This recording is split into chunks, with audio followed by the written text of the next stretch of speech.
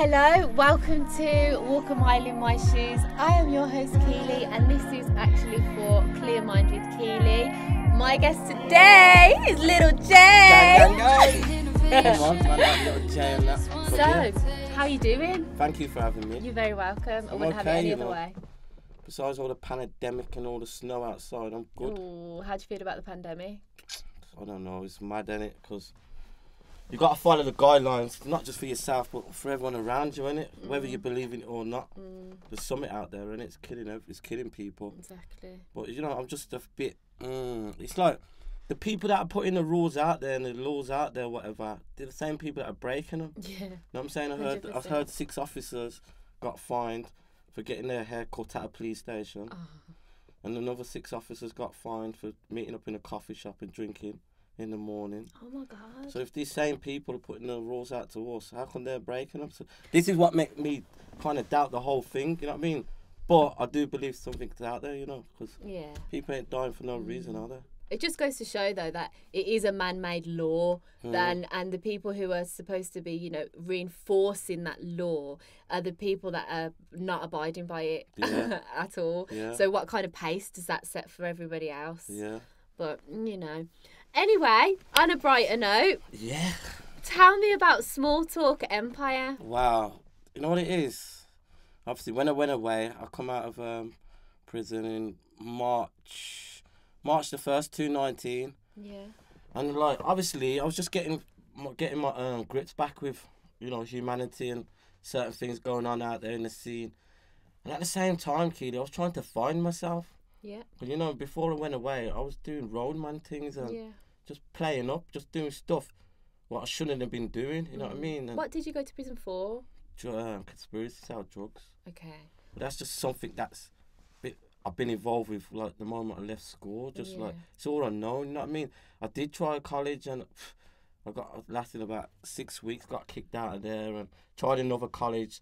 So, yeah, I'll be good now. Got kicked out of there. And, So you was a rebel then? yeah, because I was in a naughty school. Not a naughty school, but for reading and writing and naughty behaviour. Okay. So I was always in one of them schools. So, yeah, kind of summed up my life from the moment I left school and the areas I lived in. Everybody was doing their little thing. And even though I was so young, but you got to remember the elders. People watch the elders, how they got money and what they was doing. So it was kind of a, what do you call it?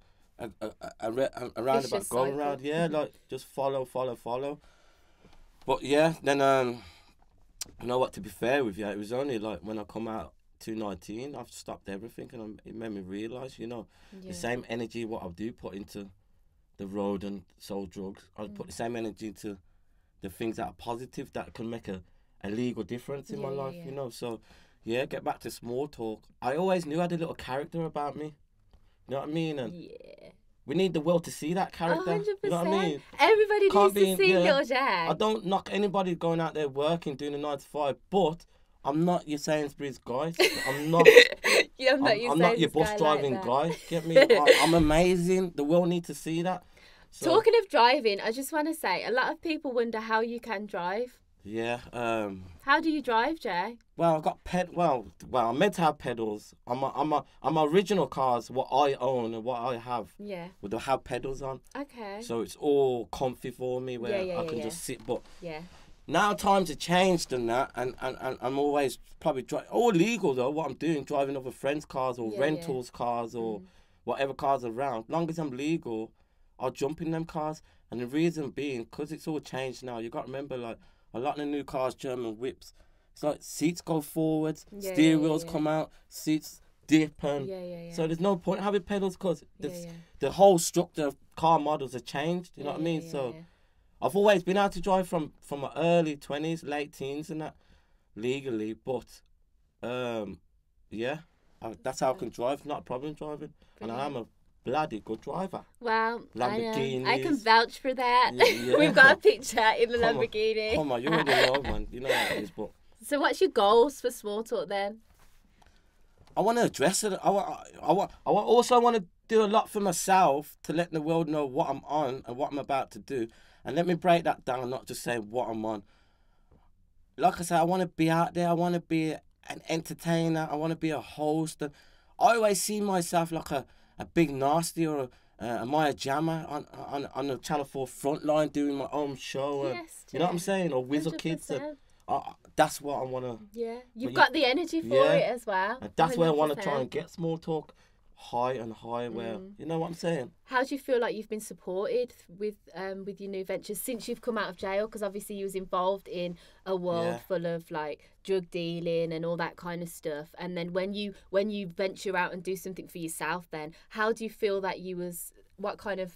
The support from my friends will always be the love and the love and just the brotherness about it. They'll always be there for me.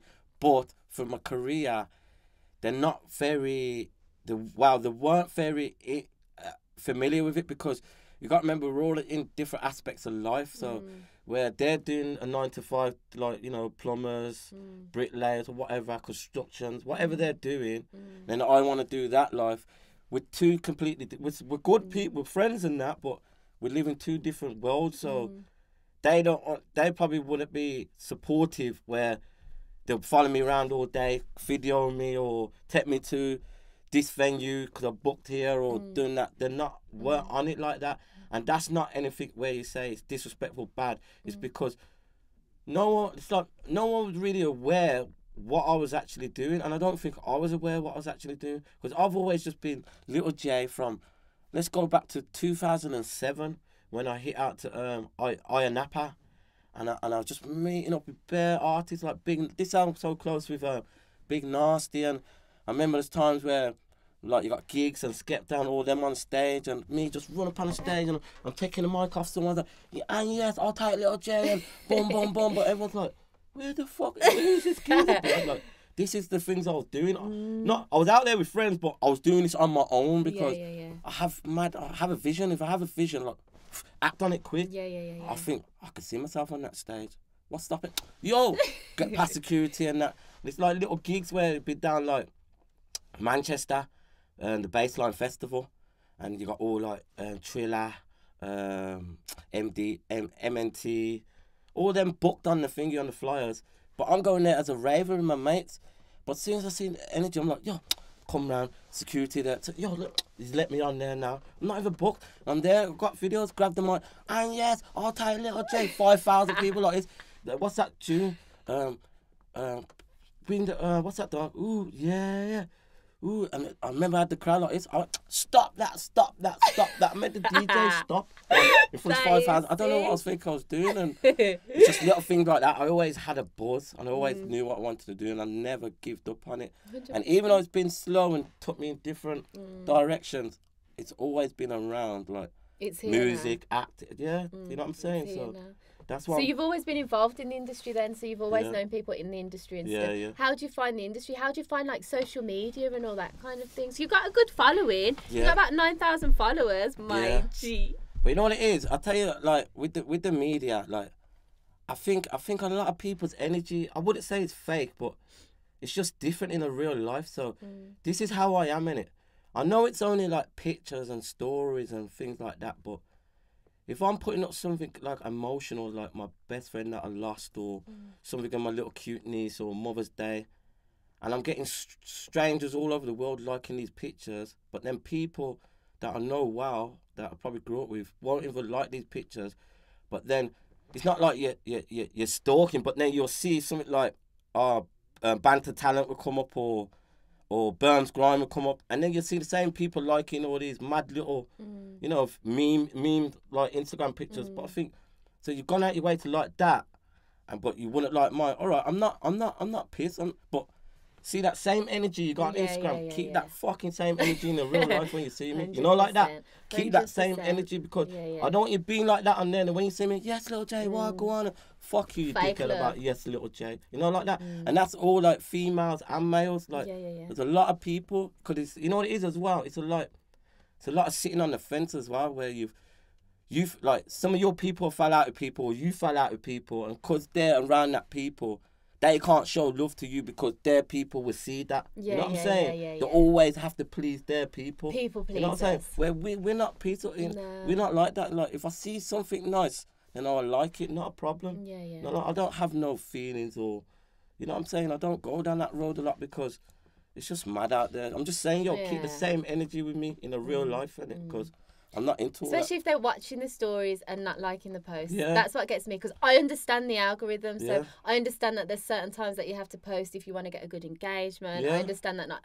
only like 10% of your followers see you post and that. So you can't take everything personally, and you shouldn't anyway, because it just it's too much of a burden. But when people are watching your stories, they are like the first people to watch your stories rapido, and they don't like any of your posts. Like, what do you want from me? I know. Are you there stalking or something? Like, but it's even like it's even the media. It's just a big thing right now. It's like I'm an artist. I'm a rapper. So when I'm doing my music thing and I'm putting it out there, some man I don't even need to tell you to share my thing in it, because I do it for you without you even asking me. 100%. So when I'm feeling that energy, when I put out 2 new videos and I ain't seen not one man, but one of these people that should have done it ain't put it out there, then when it comes around to theirs and then I don't put things up, people are like, oh, see, how come LittleJay's not? Blood, I don't give a shit if you got more likes than me, if you got a blue tick, or if you're up there. What's the difference between you sharing mine to me sharing you? What's the difference, bro? Like, if forevermore you should share mine more than yours, because I'm up and coming, bro. Like, certain man are out there and I don't even want to show man love, and there's new man needing it all their life, like that. Fuck it, fam. I'm in the real world. I think it instills fear into people, because when you start a venture, because the road to success is so difficult. Like, it's not even like physically difficult, it's the mental internal struggle of trying to become somebody that you know that you are, but how do you actually bridge the gap? And then when you're doing that, I think people who want to do it too but haven't got that level of confidence, it instills a fear in them subconsciously that they're probably not even aware of. And you being like pure-hearted and good loving, and you've got obviously you've blown anyway. It's like you're so real, and you pick up on all this fake or bad energy. But do you know what though, Jay? Like, at least when you get to what you perceive as your highest level of success, always be grateful along the journey, because it's a forever journey. So if you're constantly searching for something, you're never going to find it. So always be happy where you are. But when you get to that level of success that you know, where you feel like you've fully made it, you'll know who's been real to you along the way, and they'll all come flooding back to you then, because they'll want to be your friend then. Like, they'll want to support everything you do then, because they want the hand up. But nah, you know who's real and you know who's not. It's what it is. Yeah, in our music family, in our music base, like there's DP Legacy, there's me, Gohan and Jadon.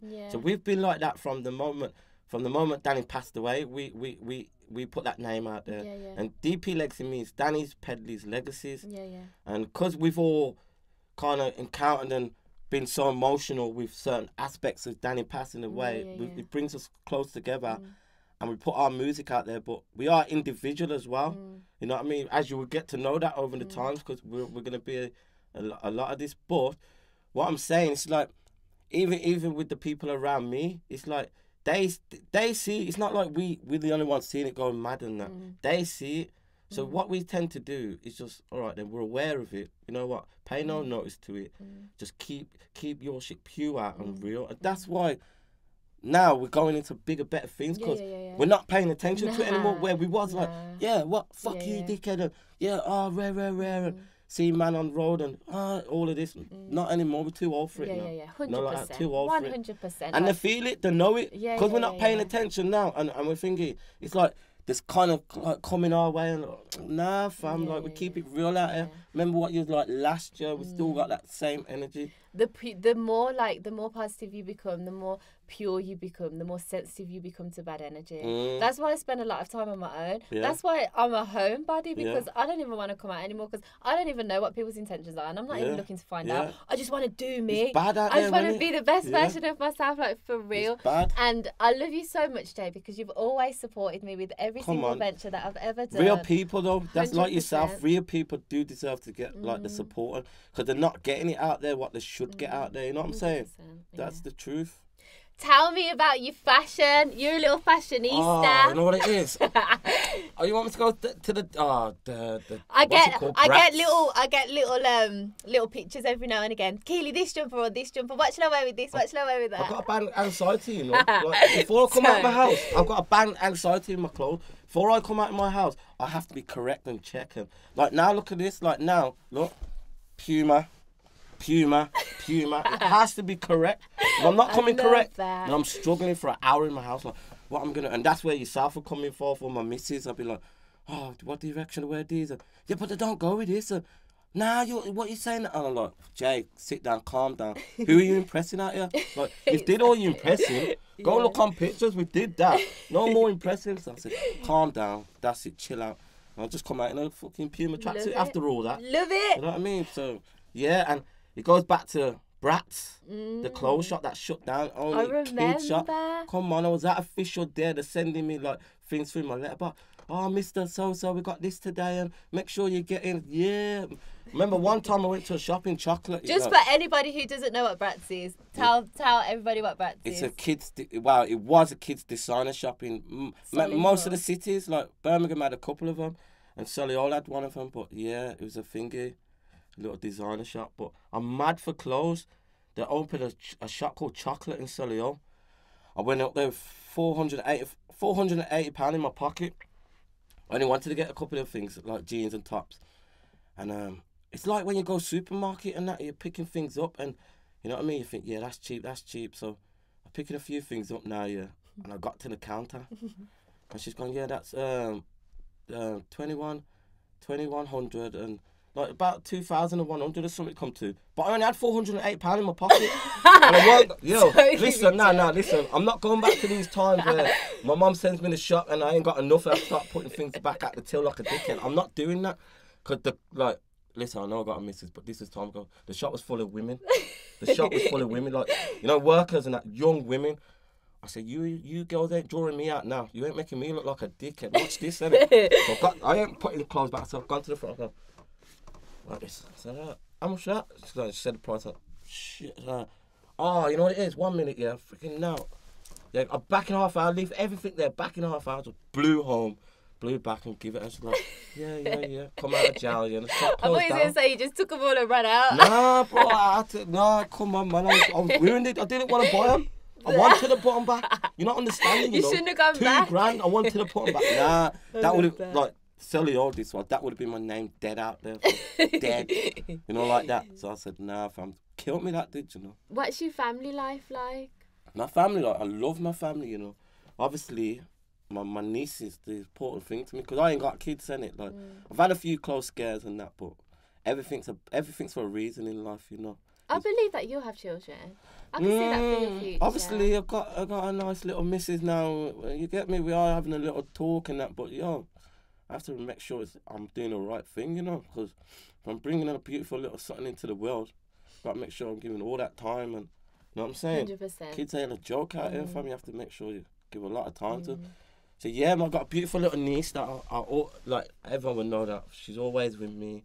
She's spoiled to rotten. I love my mom, love my dad, half love my sister. I love my sister. She's a problem. You think I'm a problem? She's a problem, fam. That's brilliant. Trust me, my sister. Is your sister older or younger? She's like a year and a half older. Yeah, she's a problem, but I don't even want to talk about her life because she's just mad. But yeah, I'm a family man, you know. I even love people out there. Every time I see people spending time with their families and out in the parks with kids, I get more buzzed off that, you know. You know when I see people with their families, like doing something with their mum or dad and do things with their kids, I love that. I'll probably even drop you a DM and that. Say, yo, Bear loves it. Can I come? Yeah, of course, I love all that, fam. Come on, that's what it's about. Cause they're the ones that are there for you from the start to the end, you know. Forget everything what's going on in the world, you know, like that. Well, not forget it, but still. I keep looking at this chain. Now, I know the meaning behind this chain, but I want you to tell me and everybody else who's watching about the meaning behind this chain. Well, you see this here? Well, it's the pendant, you see. See this pendant here? This is my name, LittleJay. Well, that's my initials, LittleJay, fully diamond out. And on the back there, you wouldn't see it. It's a little message, and it's got Danny's name on and that.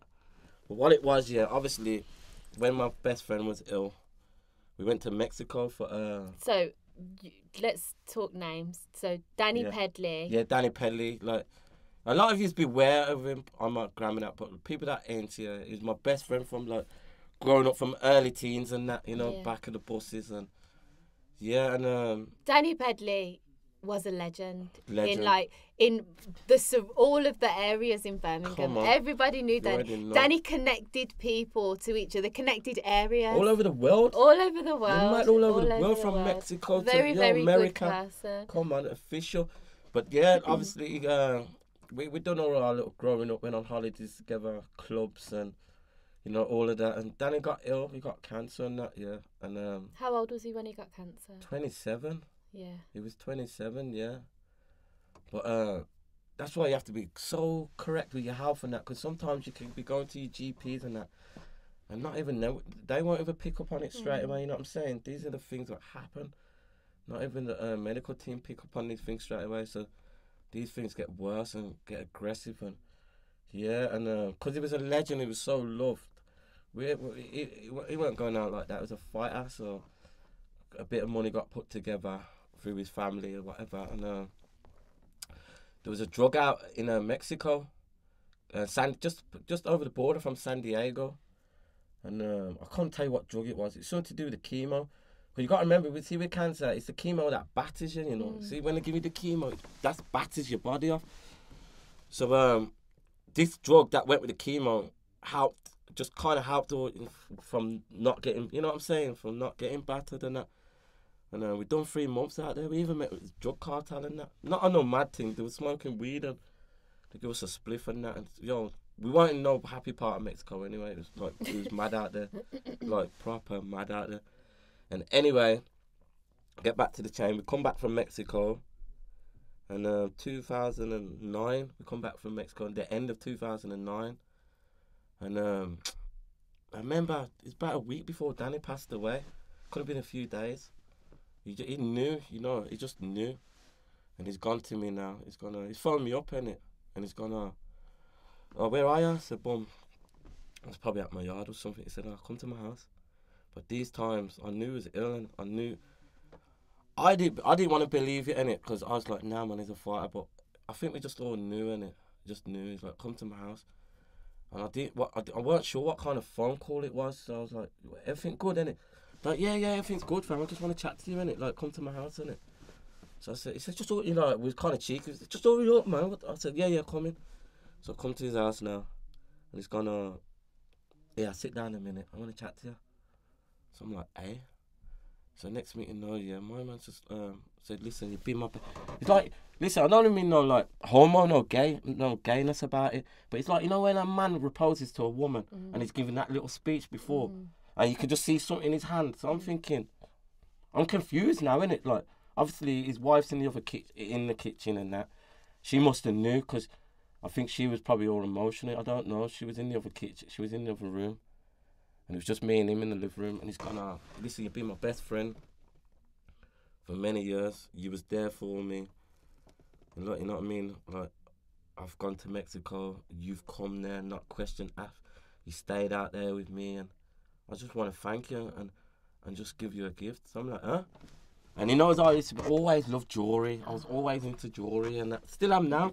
But I don't really wear jewellery that much. But obviously I knew this was going to be a bit of a good podcast today, so I thought, let me just wear the chain and it'll give me a bit of a instant what I'm going to say and that. So obviously he's gone like this, yeah, said all that little speech, then bang, backed out the thing, and I just seen these diamonds glistening in my face, like with my initials saying LittleJay.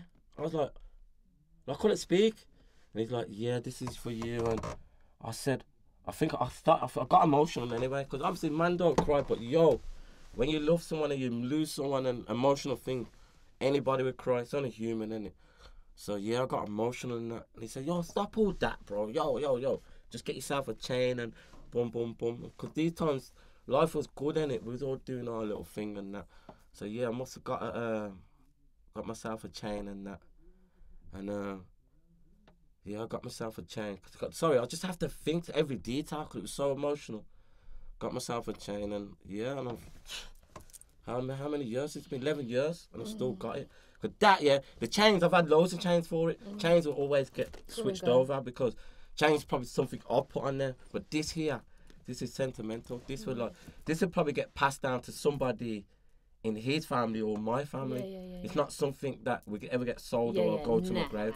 this is sentimental. It will carry on. You know what I'm saying?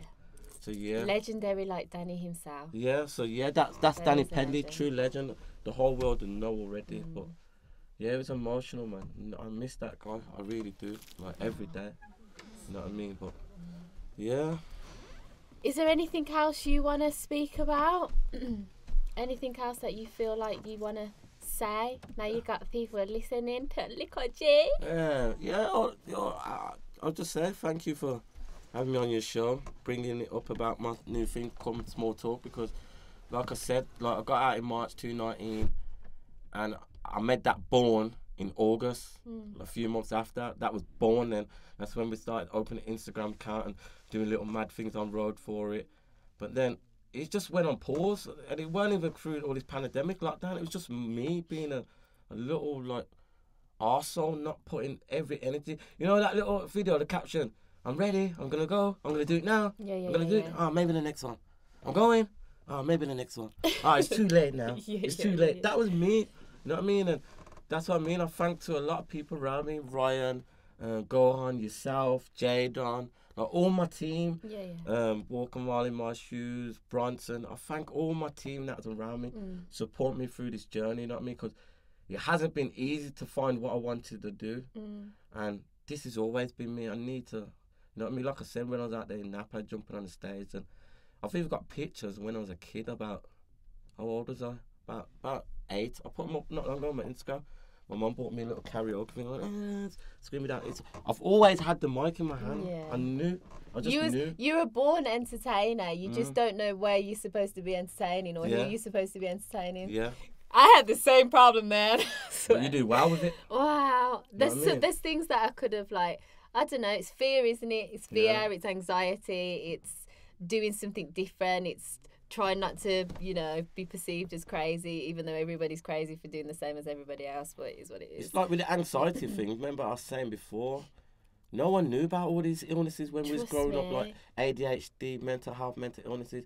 Like I said, with the ADHD, when we was kids, you just put it down, oh, he's a hyper little bastard, he's had a few sweets and that. Or anxiety, where you don't want to go out your house because of this. You just put it down to, oh, he's boring, you don't want to come out today. But really, these things have been there all the time, but there's never been names for them. You know what I'm saying? Because you get triggers. So, like, anything that happens in your childhood and your adolescence and your whole actual life, when traumatic things happen, like Danny passing was a trauma.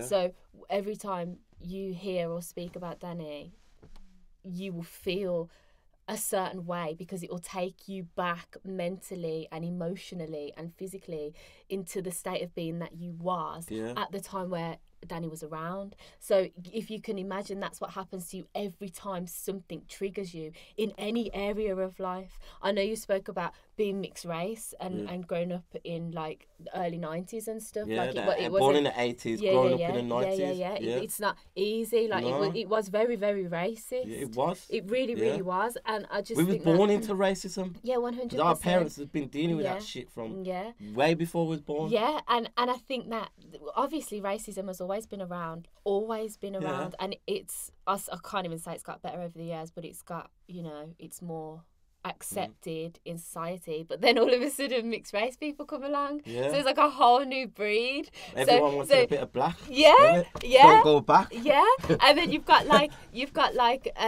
black people who don't necessarily take to mixed race people if they're racist to white, and then you got white racist people that don't take to mixed race. We've been in the middle, haven't we? Yeah, we literally stuck in the middle. They say to you, if blacks and whites ever had a war, where would you go? I was like, well, I'm a mummy's boy, but I can't go to the whites because my skin's black.